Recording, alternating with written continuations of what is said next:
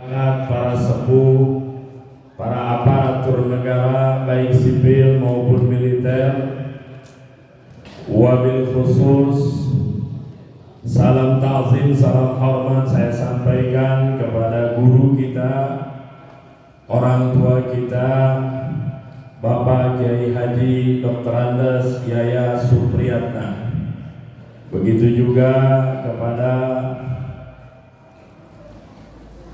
Bapak Kiai Haji Masrur Salim, Ustadz Abdul Khair, pengurus MWC dan pengurus ranting Nahdlatul Ulama Srengseng Sawah.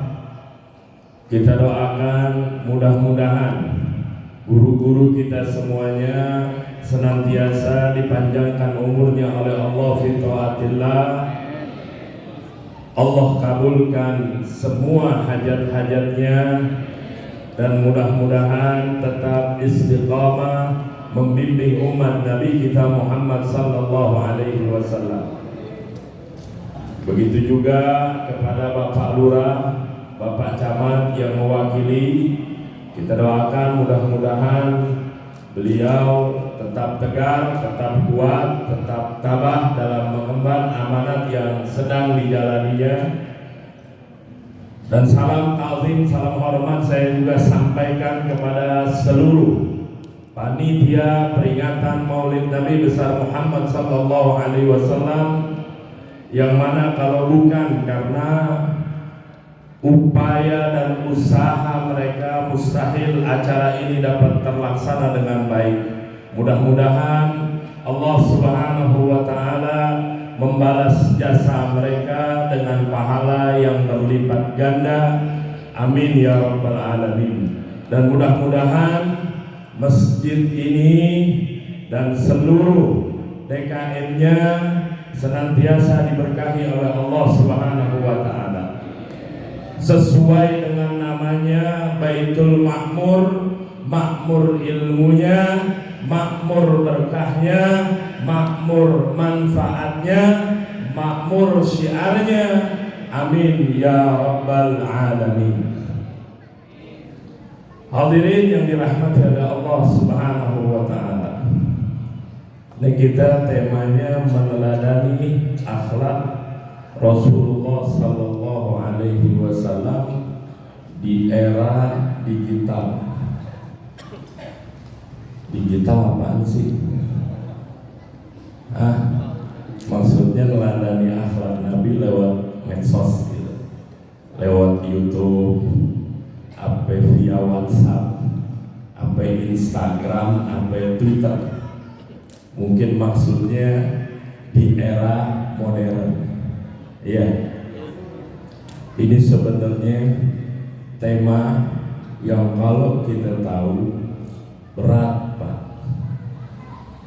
Jangankan kita, sahabat Nabi gak mampu buat murai ini tema. Kau tahu Bim? Ntar kita urut ceritanya satu-satu, pelan-pelan. Hadirin yang dirahmati oleh Allah Subhanahu wa taala. Tiada makhluk yang lebih utama, lebih mulia, lebih istimewa yang Allah Subhanahu wa taala ciptakan, Allah anugerahkan untuk semesta, melebihi baginda kita Nabi besar Muhammad sallallahu alaihi wasallam. Dan ini dapat kita lihat ketika Allah Subhanahu wa taala menciptakan nur baginda kita Nabi Muhammad. Allah tampakkan keberkahannya, keistimewaannya, keutamaannya ketika nur ini turun kepada Nabi Allah Adam alaihi salam, sebagaimana dikatakan oleh Al-Imam Ad-Dibai di dalam kitab maulidnya, bihi uniluhu a'lal maratib, sebab nur Nabi Muhammad beliau mendapatkan posisi kedudukan yang tinggi. Ketika Allah ciptakan Nabi Allah Adam dari tanah, Allah masukkan nur Nabi kita Muhammad sallallahu alaihi wasallam. Sebab nur tersebut ada pada diri Nabi Adam. Nabi Adam tampak keistimewaannya, keberkahannya, keutamaannya. Dan Allah Subhanahu wa taala perintahkan seluruh malaikat dan penghuni langit untuk sujud kepada Nabi Allah Adam alaihi salam. Gak sampai di situ, kemudian Allah Subhanahu wa taala ajarkan kepada Nabi Adam nama-nama. Kemudian dipaparkan kepada malaikat, malaikat gak mampu menjawab. Apa yang malaikat katakan? Subhanaka la ilma lana illa ma 'allamtana innaka antal alimul hakim. Maha suci Engkau ya Allah. Kami gak tahu ilmunya kecuali apa yang sudah Engkau ajarkan kepada kami. Kemudian nur ini turun lagi kepada Nabi Allah Nuh. Allah tampakkan keberkahan dan keistimewaan, keutamaan daripada Nabi Allah Nuh. Dengan Allah Subhanahu wa taala selamatkan beliau bersama dengan orang yang mengikutinya. Dan Allah tenggelamkan mereka yang tidak mau taat masuk ke dalam syariat Nabi Allah Nuh. Turun lagi ini Nuh kepada Nabi Allah Ibrahim. Sebab nur ini ada pada Nabi Ibrahim. Allah tampakkan keutamaan, keberkahan dan keistimewaan Nabi Ibrahim. Dan kita tahu peristiwa tersebut ketika Nabi Ibrahim dilemparkan ke dalam api oleh Raja Namrud. Allah katakan kepada api tersebut, ya naru kuni bardan wa salaman ala Ibrahim. Wahai api, jadilah dingin dan keselamatan bagi Nabi Allah Ibrahim alaihissalam. Dan kalau kita melihat dari konteks ini, ulama ahli sunnah wal jamaah mengambil sebuah kaidah menolak paham tauhid dari aliran Mu'tazilah yang mengatakan bahwasanya sebab dapat memunculkan akibat dengan sendirinya. Kan anak-anak kuliah sekarang kan dikit-dikit logika, nggak masuk logika buang. Jadi secara logika sebab ketemu akibat itu dengan sendirinya, nggak ada campur tangan Allah Subhanahu wa taala. Sebab api bertemu kertas akibatnya terbakar, selesai. Padahal di situ ada izin Allah Subhanahu wa taala. Kalau nggak ada izin Allah Subhanahu wa taala, nggak bakalan mungkin api dapat membakar kertas. Tuh faktanya Nabi Allah Ibrahim. Api unsurnya panas, mestinya sebab api nempel ke jasadnya Nabi Ibrahim, ini api membakar jasadnya. Itu akibatnya. Namun Allah nggak mengizinkan. Makanya itu api tidak dapat membakar Nabi Ibrahim. Patah, hancur argumen Mu'tazilah. Paham? Jelas? Contoh lagi. Kalau secara logika, sebab kita minum obat, akibatnya baik kan? Benar nggak? Mestinya secara logika, secara akal begitu. Faktanya, berapa banyak yang udah minum obat sampai bepil-pil banyaknya, bebotol-botol banyaknya, masih berbah di rumah sakit. Sebab tidak bisa memunculkan akibat dengan sendirinya kecuali ada izin Allah Subhanahu wa ta'ala. Ini konteksnya Nabi Ibrahim. Ini yang diambil dalil oleh ulama ahlu sunnah wal jamaah. Nah, ini semua keberkahan daripada nur Nabi kita Muhammad sallallahu alaihi wasallam. Sampai nur tersebut turun kepada datuknya Nabi yang bernama Hashim Tahu kan? Kalau kita bilang uyut, uyutnya Nabi namanya Hashim. Hashim ini bukan nama aslinya.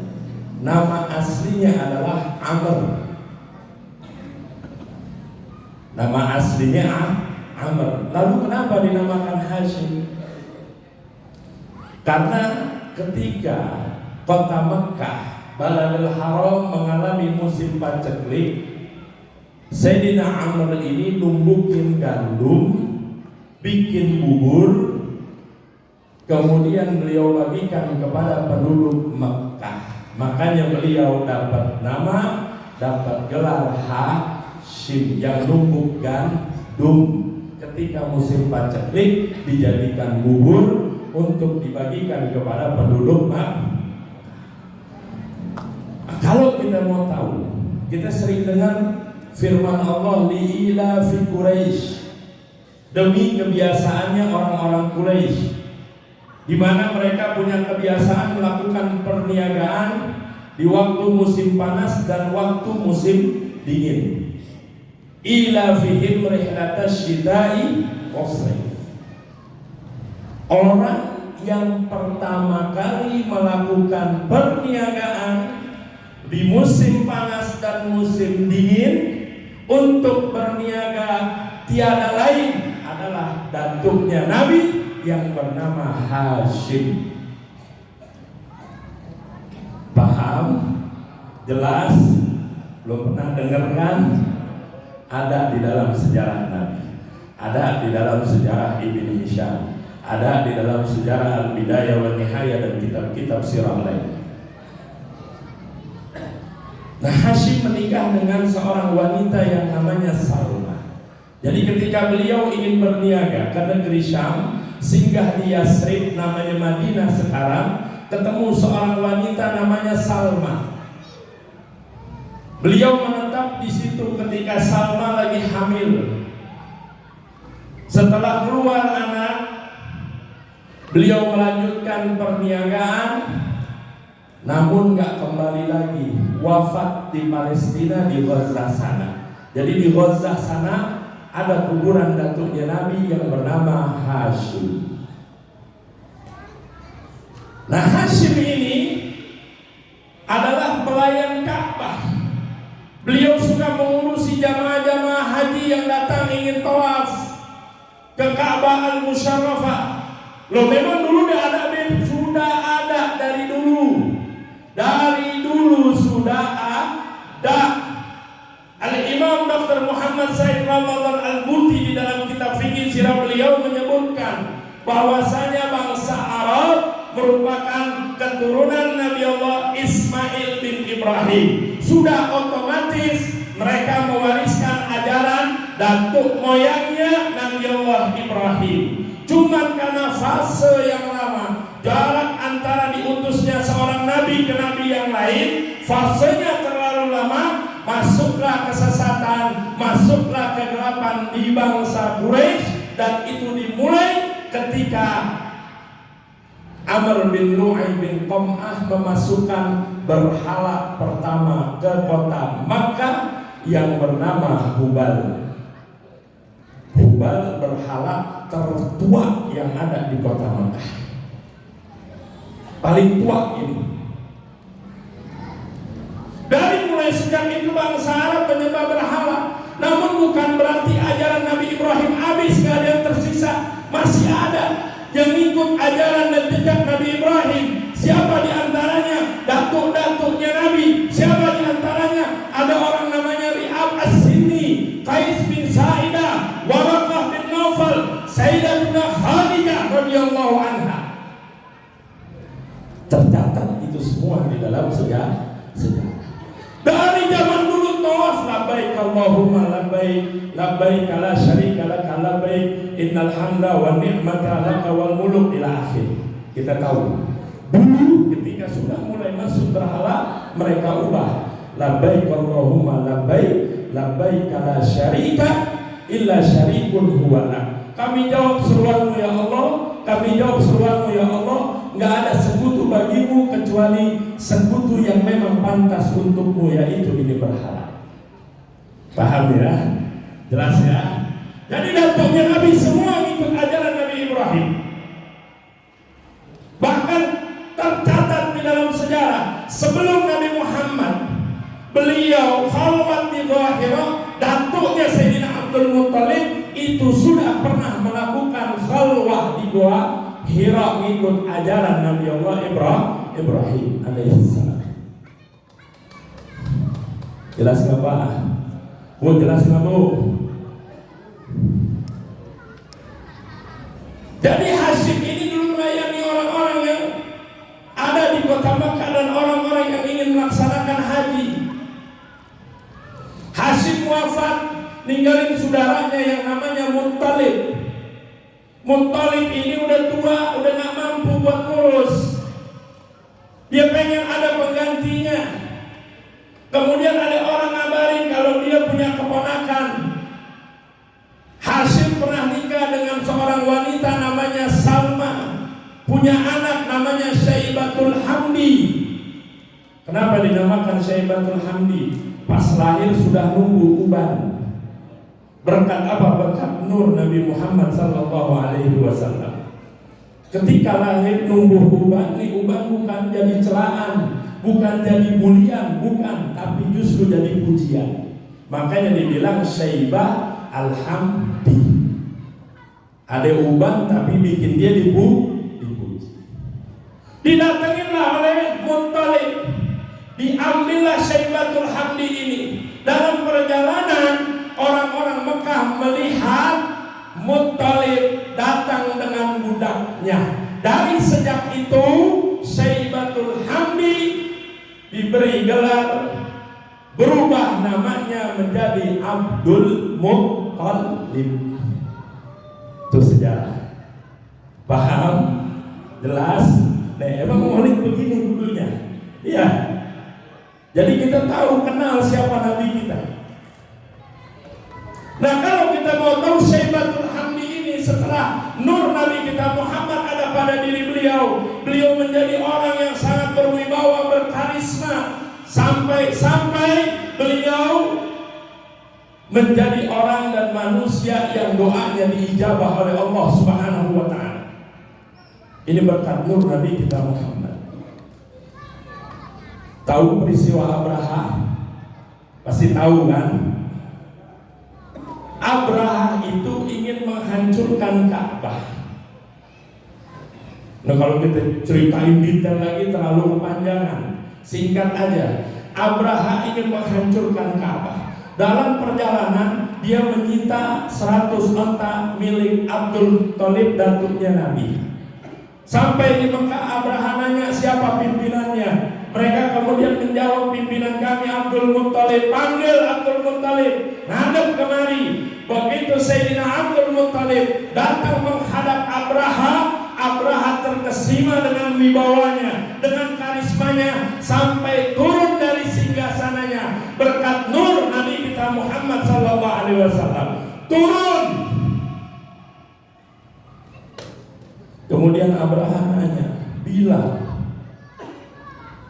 kita datang kemari pengen menghancurkan Ka'bah, Sayyidina Abdul Muttalib jawab enteng, saya ini Rabbul Ibil, pemilik onta yang ente sita. Ulangin, Ka'bah punya pemiliknya, nanti dia yang bakal jaga ente. Abraha makin bengong, nih kok pimpinannya model begini, negerinya mau dihancurin, dipasrahin aja. Sayyidina Abdul Muttalib bersiasat luar biasa. Beliau suruh orang-orang Quraisy bersembunyi di balik bukit. Kemudian beliau doa di Ka'bah dan beliau katakan, Ya Rabbi, inilah arjulahum siwaka, famna lahum hamaka. Wahai Tuhanku, aku tidak mengharap kecuali hanya kepada Engkau, maka cegahlah mereka, jangan sampai mereka menghancurkan Kau punya kehormatan Ka'bah. Yang unik di sini Pak, ada sebagian dari saudara-saudara kita mengatakan kakeknya Nabi kafir.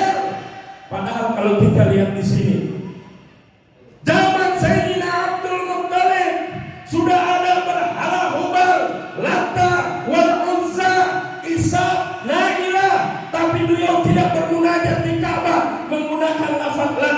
Uzza, Isa, Nailah, tapi beliau mengatakan di dalam doanya, Ya Rabbi, wahai Tuhan. Al-Imam Ahmad Zaini Dahlan, beliau mengarang kitab khusus sendiri tentang itu.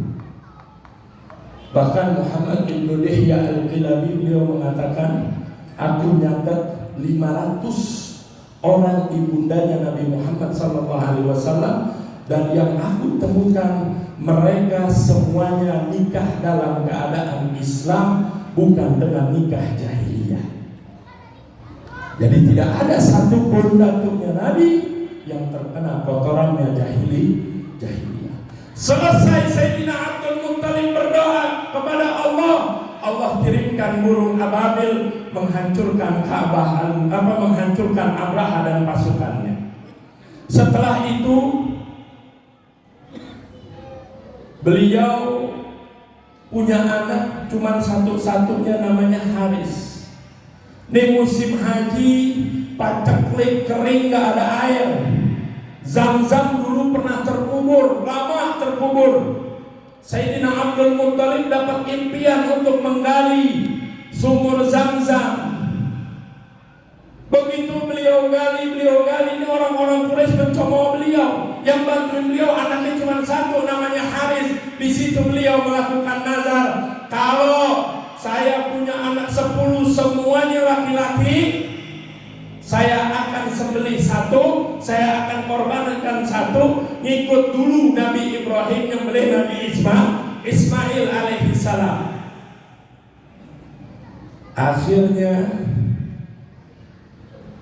sumur Zam-zam keluar kembali, memancarkan airnya lagi. Dan Sayyidina Abdul Muttalib Allah anugerahi 10 orang anak. Ketika sudah dewasa beliau teringat nazarnya, maka beliau akan laksanakan. Dari 10 yang diundi, setiap keluar pasti namanya Abdullah, setiap keluar namanya Abdullah. Nah, sebab nur Nabi kita Muhammad ada pada diri Sayyidina Abdullah, Allah tambahkan keberkahan dan kemuliaannya. Satu Mekah tidak ridho kalau Abdullah dikorbankan. Satu Mekah sayang kepada Sayyidina Abdullah, akhirnya nyawanya tertebus dengan 100 ekor onta disembelih dan dibagikan kepada seluruh penduduk Mekah. Ini yang dimaksud dalam sabda Nabi, Ana ibnu Zabihaini, aku adalah anak 2 orang yang disembelih. Nur ini kemudian turun lagi kepada istrinya Sayyidatuna Aminah. Ketika turun ke Sayyidatuna Aminah, beliau gak merasakan seperti yang wanita lain rasakan. Beliau gak ngerasain yang namanya ngidam nyusahin laki, enggak. Beliau gak ngerasain sakit, payah, enggak juga. Enteng-enteng aja, enak-enak aja. Habib Ali Habsyi abadikan di dalam kitab maulidnya, la tasbu minhu alaman wala ilala. Beliau gak mengeluhkan sakit, gak mengeluhkan payah. Dan ketika Nabi kita Muhammad lahir ke alam dunia, beliau lahir sudah dalam keadaan terkhitan, sudah dalam keadaan terputus tali pusarnya, dalam keadaan sujud kepada Allah Subhanahu wa ta'ala. Inilah sejarah singkat perjalanan nur Nabi kita Muhammad sampai wujud menjadi Sayyidina Muhammad sallallahu alaihi wasallam. Paham Bu? Jelas Pak? Lanjutin nggak? Masih ada lagi? Nih, pertanyaannya sekarang begini. Ada orang berbeda-beda pandangan. Maulid itu yang benar pagi, ada yang bilang siang, ada yang bilang malam. Yang benar yang mana? Semuanya benar. Yang mengatakan malam waktu subuh itu adalah periwayatan dari datuknya sendiri. Beliau mengatakan wulidali al-laila ma'as subuh mauludun, telah lahir di waktu subuh itu seorang bayi yang tiada lain adalah cucu beliau. Kalau yang mengatakan di siang hari, ini periwayatan Al-Hafidh Al-Iraqi dari Sa'id ibn Musayyib bahwasanya Nabi lahir di siang hari. Periwayatan Al-Imam Ibnu Asakir, beliau mengatakan Nabi lahir di malam hari. Jadi tiga-tiganya ada periwayatan. Yang mau bikin malam silahkan, yang mau bikin siang silahkan, yang mau bikin subuh juga silahkan. Paham? Jelas? Nah, kita tahu Nabi lahir di bulan Rabiul Awal, tahunnya tahun gajah, harinya hari Senin. Apa hikmah dari itu semua? Kita ucapkan ahlan wa sahlan wa marhaban. Selamat datang kepada guru kita Ustaz Zaki Mirza. Silakan Ustaz, silakan.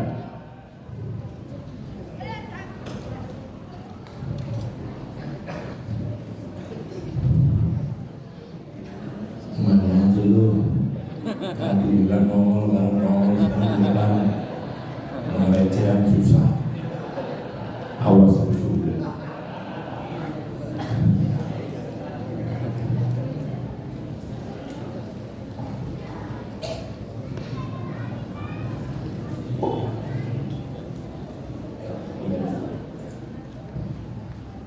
Izin mengisi kita lagi.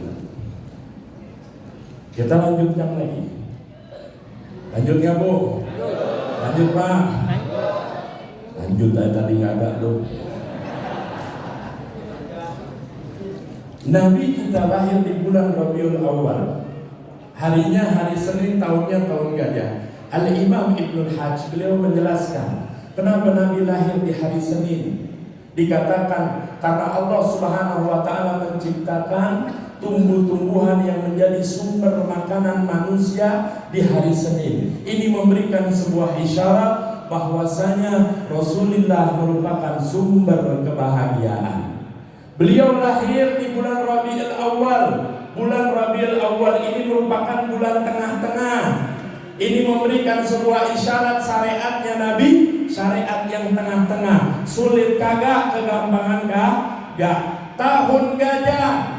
Kita tahu waktu itu Abraha ingin menghancurkan Ka'bah. Ada orang yang ingin menghancurkan kehormatan Ka'bah, keagungan Ka'bah. Di tahun tersebut juga Allah lahirkan manusia yang akan mengagungkan Ka'bah, menjunjung tinggi nilai Ka'bah, yang meneruskan jejak perjuangan datuknya Nabi Allah Ibrahim. Beliaulah Nabi Muhammad SAW. Tuh kenapa beliau lahir bulan Rabiul Awal, hari Senin, tahun gajah. Jelas? Paham? Dari semua yang saya ceritakan dan saya paparkan, ambil satu kesimpulan bahwasanya Nabi kita Muhammad adalah afdalul makhluk alal itlaq, paling utamanya makhluk secara mutlak.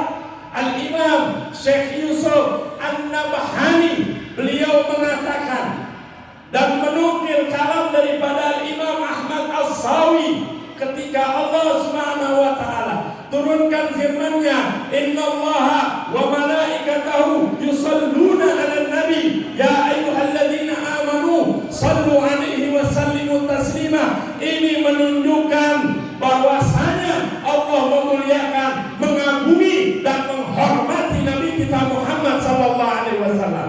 Bahkan Al-Imam Qadiyat Al-Ijma' munaqid, ijma' sudah terlaksana bahwasanya ayat ini berisi tentang keagungan, kemuliaan Nabi kita Muhammad sallallahu alaihi wasallam. Bahkan Al-Imam Sa'ad bin Muhammad bin Sulaiman beliau mengatakan bahwasanya dalam ayat ini menunjukkan keagungan, kemuliaan, kehormatan Nabi Muhammad lebih sempurna, lebih top ketimbang kemuliaan yang Allah berikan kepada Nabi Allah Adam. Dan Allah hikayatkan di dalam firman-Nya, wa isqulna lil malaikati isjudu li Adam fasajadu illa iblis.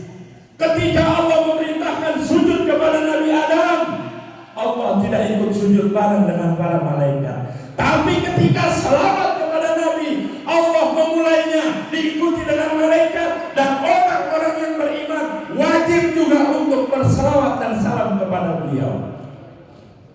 Jelas Pak? Jelas Bu? Nah, salah satu fungsi kita kumpul di sini, duduk di sini, selain untuk memperingati Maulidnya Nabi, di dalam sini juga tergerak hati kita untuk senantiasa melantunkan salawat dan salam kepada Nabi Muhammad. Duduknya kita di malam hari ini, kita sudah menjalankan perintah Allah tersebut. Sekarang kita urai dikit masalah makna daripada kandungan ayat tersebut.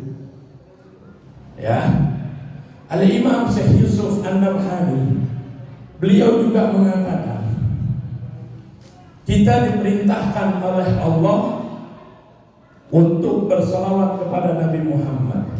Kalau kita diperintahkan bersalawat kepada Nabi Muhammad, mestinya konteks salawatnya adalah usolli ala Muhammad, saya bersalawat kepada Muhammad. Benar nggak? Atau shallaitu ala Muhammad, aku bersalawat kepada Nabi Muhammad. Mestinya kayak begitu. Tapi kok enggak? Allahumma shalli, ya Allah curahkanlah salawat. Kenapa demikian? Ada yang tahu? Ada yang paham? Kenapa demikian? Ada apa dengan itu? Kalau orang yang otaknya pendek pasti dia bilang, kurang aja dong kita nyuruh-nyuruh Allah salawat ke Nabi. Kalau orang yang otaknya pendek. Nah, sebelum kita urai itu, lafaz as-salah ini secara bahasa artinya doa kebaikan. Ketika doa berarti ada orang yang berdoa, ada zat yang dimintai doanya dan objek tujuan doanya. Saya mengatakan, saya doakan kepada Allah, jamaah di sini semuanya diampunin dosanya oleh Allah. Berarti yang doa sah, minta kepada Allah. Objeknya adalah Anda semua, ampunan untuk hadirin semuanya. Paham ya? Jelas ya? Nah, kalau makna salat diartikan doa, berarti Allah doa dong.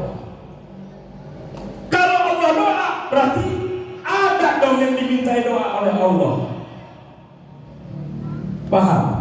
Berarti kalau ada yang dimintai doa oleh Allah, berarti Allah bukan Tuhan dong. Ini ulama tauhid kita pintar nih. Makanya makna salat di situ, salatnya Allah terhadap Nabi Muhammad, salatnya Allah kepada makhluk itu diartikan rahmat, bukan maknanya doa. Itu dari segi akidah. Buka semua kitab, pasti ketika ketemu lafaz itu tulisannya rahmat Allah yang dibarengi dengan pengagungan. Cukup bukti rahmat Allah Subhanahu wa taala kepada Nabi Muhammad adalah ketika beliau dijadikan sebagai penutupnya para nabi, di mana posisi dan kedudukan tersebut tidak bisa didapatkan orang yang terdahulu, nabi-nabi terdahulu dan yang orang akan datang. Cukup rahmatnya Allah kepada Nabi Muhammad sallallahu alaihi wasallam ketika Allah sebutkan nama beliau, Allah tidak sebutkan langsung di dalam Al-Qur'an menyebut namanya. Nabi-nabi yang lain Allah sebutkan namanya, ya Nuh. Nabi-nabi yang lain Allah sebutkan namanya, ya Adam uskun anta wa zawjuka jannah. Nabi-nabi yang lain Allah sebutkan wa matilka biyaminika ya Musa. Sebutin namanya semua. Tapi Nabi kita Muhammad enggak. Allah katakan ya ayyuhan nabi. Allah katakan Muhammadun Rasulullah. Ketika disebut nama Muhammad diberi gelarnya Rasulullah. Subhanalladzi asra bi 'abdihi. Siapa 'abdihi ini? Nabi kita Muhammad. Cukup itu rahmatnya Allah kepada beliau. Bukti rahmatnya Allah kepada Nabi Muhammad. Bahkan ketika Allah menegur beliau, Allah sembunyikan di dalam dhamir dan Allah katakan abasa wa tawalla. Dia bermuram, dia berpaling. Paham? Jelas? Ngerti Bu? Bu? Pak ngerti Pak? Paham? Jelas ya? Ini. Dan yang terakhir, Allah menerima syafaatnya. Beliau pemegang syafaatul uzma nanti fi yaumil qiyamah. Ini bukti salah satu dari rahmatnya Allah kepada Nabi kita Muhammad sallallahu alaihi wasallam. Nah, kemudian apa sih konteks dalam ayat ini sebetulnya yang dimau? Kita mengatakan Allahumma sholli, ya Allah curahkanlah salawat. Di situ ada perintah. Berarti kalau begitu kita perintahin Allah buat bersalawat kepada Nabi. Jangan salah Pak, jangan salah Bu. Ketika kita mengucapkan Allahumma sholli, ya Allah curahkanlah salawat dan salam kepada Nabi Muhammad. Ini ada dua poin penting yang harus kita catat dalam konteks lafaz itu. Allahumma sholli ala sayyidina Muhammad. Satu, di sini kita sudah mengagungkan Nabi kita Muhammad sallallahu alaihi wasallam. Kedua, kita sudah jalankan apa yang Allah perintahkan di dalam ayat tersebut. Yang ketiga, di situ ada satu bentuk pengakuan dari kita bahwasanya ya Allah, Nabi Muhammad adalah manusia yang suci. Kami manusia yang penuh aib. Kami manusia yang penuh khilaf. Kami manusia yang penuh salah dan dosa. Gak imbang ya Allah kalau kami langsung melantunkan salawat kepada Nabi-Mu dan kami katakan musalli, saya salawat kepada Nabi Muhammad. Gak pantas ya Allah, maka salawat itu aku kembalikan kepada Engkau, karena yang pantas salawat tersebut dari Tuhan yang suci kepada makhluk yang suci yang namanya Muhammad sallallahu alaihi wasallam. Paham? Jelas? Ada bentuk pengakuan. Dan di dalam kandungan ayat ini juga Allah mendorong seluruh kita semuanya, umatnya, untuk berselawat. Dan Allah Subhanahu wa ta'ala mengancam juga. Dalam artian apa? Aku sudah mulai berselawat kepada Nabi, kepada kekasihku Muhammad, dan para malaikatku yang sibuk beribadah kepadaku, gak maksiat kepadaku, mereka salawat juga kepada kekasihku. Maka kalian, hei umatnya Nabi Muhammad, kenapa tidak tergerak hati kalian ketika disebut nama Nabi Muhammad untuk melakukan salawat dan salam kepada beliau? Sallu ala Nabi. Makanya di sini ditarik kesimpulan, ditarik sama ulama hukum salawat. Satu, wajib di dalam sholat, dan ini menurut Al-Imam Asy-Syafi'i. Ada yang mengatakan nggak wajib setelah masuk Islam kecuali satu kali seperti haji dan umroh. Ada yang mengatakan wajib, dan ini yang sering kita lalai. Padahal ini disepakati oleh 4 mazhab. Al-Imam Al-Halimi dari mazhab As-Syafi'i, Al-Lakhmi dari mazhab Al-Maliki, dan dari mazhab Al-Imam Abu Hanifah, Ibnu Battah dari Hanabilah, mazhab Hambali, sepakat bahwasanya setiap disebut keluar nama Nabi Muhammad, wajib bagi kita untuk bersalawat dan salam kepada beliau. Iya kan? Diam. Padahal prakteknya itu tadi sepakat 4 mazhab. Dan Nabi mengatakan al-bakhil man zukirtu indahu falam yusalli alaih. Orang yang pelit, bukan pelit ngeluarin harta, orang yang ketika disebutkan namaku mereka tidak mau berselawat kepadaku. Sepakat Bu, setiap nama Nabi keluar disebut wajib kita berselawat dan salam kepada beliau. 4 mazhab sepakat, Syafi'i, Hanafi, Maliki, Hambali, sepakat mereka semua. Ada lagi yang mengatakan wajib di dalam tiap-tiap doa, di awal, di akhir, di tengah. Paham? Jelas? Mesti ya. Lalu kita terakhir masuk ke tema. Yang kedua yang menunjukkan keagungan dan pemuliaan Nabi Muhammad SAW adalah firman Allah Subhanahu wa ta'ala, la'amruka innahum fi sakaratihim ya'mahun. Demi umurmu ya Muhammad, kata Sayyidina Abdullah bin Abbas, wa hayatika ya Muhammad, demi kehidupanmu wahai Muhammad, Allah Subhanahu wa taala bebas bersumpah kepada makhluknya karena beliau adalah Tuhan yang menciptakan makhluk. Namun unik di sini ada Nabi Allah Adam yang usianya ribuan tahun, manusia pertama yang datang ke muka bumi, tapi Allah tidak jadikan sumpah dengan nama beliau. Ada Nabi Allah Musa, Nabi Isa yang sampai sekarang masih hidup, Allah tidak jadikan sumpah dengan nama beliau. Nabi Khidir yang sering disebut-sebut sampai sekarang masih hidup, walaupun ulama berbeda pandangan. Ada yang mengatakan Nabi, ada yang mengatakan Nabi dan Rasul, ada yang mengatakan walinya Allah, dan ada yang mengatakan beliau hidup sampai sekarang. Allah tidak menggunakan nama beliau untuk sumpahnya. Namun Nabi kita Muhammad, Allah jadikan namanya sebagai sumpah. La amruka, kata Sayyidina Abdullah bin Abbas, wa hayatika, dan demi kehidupanmu wahai Muhammad.